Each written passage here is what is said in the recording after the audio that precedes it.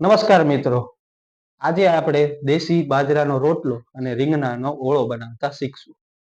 તો આપણે રીંગણાનો ઓળો બનાવવા માટે ટમેટા, મરચા, લીલી ડુંગળી અને 2 રીંગણા લઈ લીધા છે.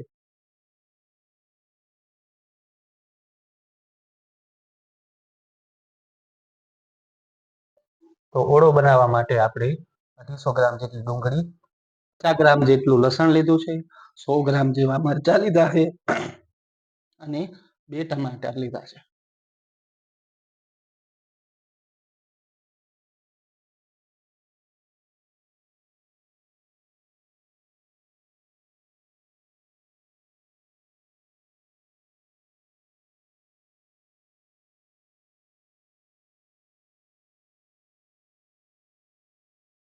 આપણે હવે બધી સબ્જી કપાઈ ગઈ છે. હવે આપણે એને તેલમાં ફ્રાય કરી લેશું. હવે આપણે ફ્રાય કરવા માટે 3 મોટી ચમચી જેટલું તેલ લઈ લેશું.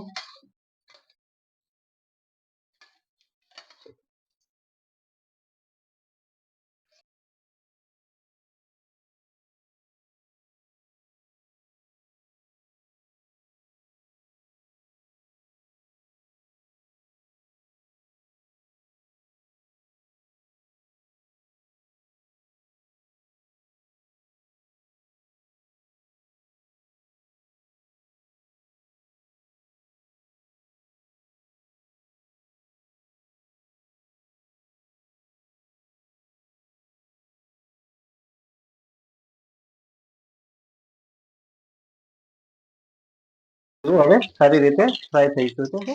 હવે એમાં આપણે લસણ અને લીલા મરચાંનું ખાંડેલો પેસ્ટ નાખશું.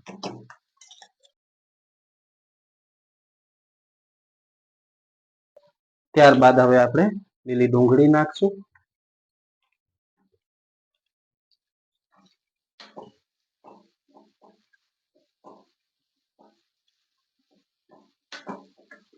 ડુંગળી હલકી એવી ફ્રાય થઈ જાય ત્યારબાદ આપણે લીલા મરચાં ઉમેરીશું. ડુંગળી હલકી એવી પાકી ગઈ છે, તો હવે એમાં આપણે લીલા મરચાં એડ કરશું. એને પણ થોડીક વાર ફ્રાય થવા દેશું.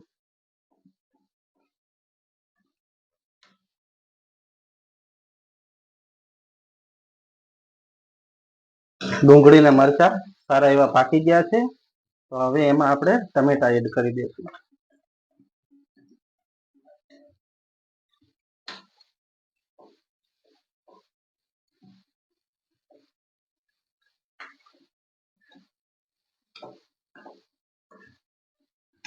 ટમેટા જલ્દી ગળે એના માટે આપણે એના ઉપર નમક નાખી દઈશું. તમે તમારી રીતે નમક નાખી શકો છો.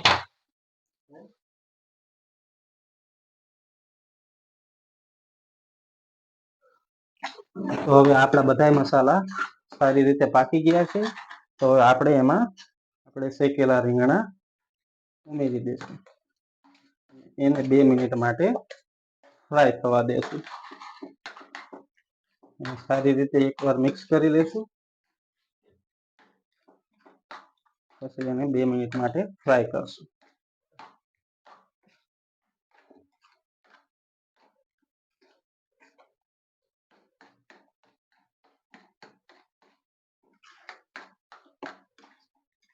હવે આપણા રીંગણા સારી રીતે પાકી ગયા છે, તો એમાં અડધી ચમચી જેટલી હળદર, 1 ચમચી જેટલું ધાણા જીરું ને 1 મોટી ચમચી લાલ મરચું નાખી દેશું ને એને ફ્રાય કરી લેશું.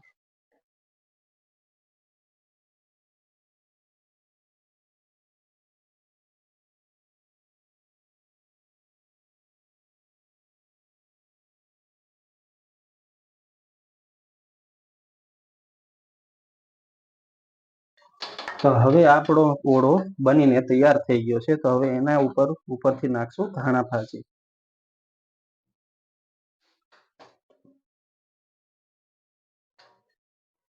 આ આપણો દેશી ઓળો બનીને હવે તૈયાર છે.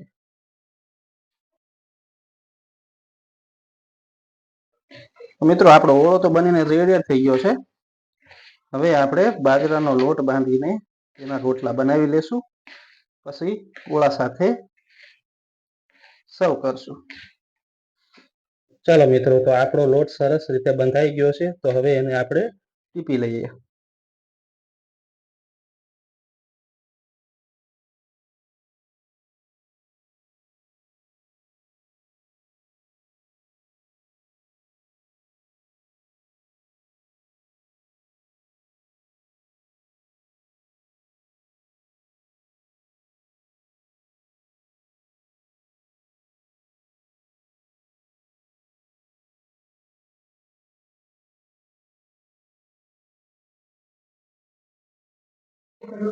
તો મિત્રો, આવી જ નવી નવી રસોઈ શીખવા માટે અમારી ચેનલને લાઈક કરો, શેર કરો, સબસ્ક્રાઇબ કરો અને મળીએ આવતા નેક્સ્ટ વિડીયોમાં.